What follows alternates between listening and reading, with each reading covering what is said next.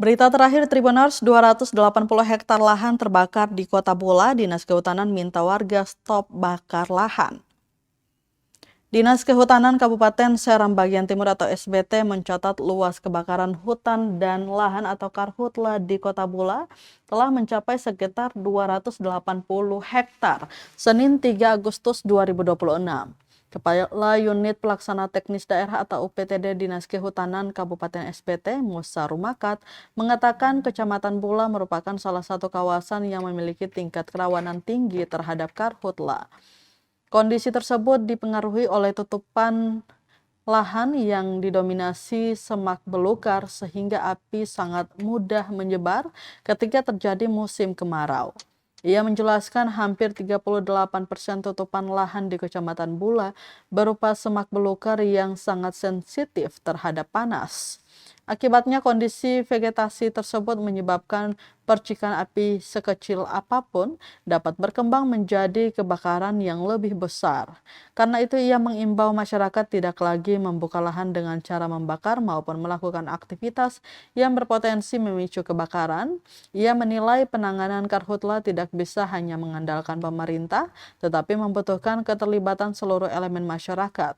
Menurut Musa, titik api yang masih kecil harus segera dikendalikan agar tidak berkembang menjadi kebakaran yang lebih luas. Ia berharap kesadaran masyarakat terus meningkat sehingga luas kebakaran di Kecamatan Bula tidak terus bertambah selama musim kemarau berlangsung.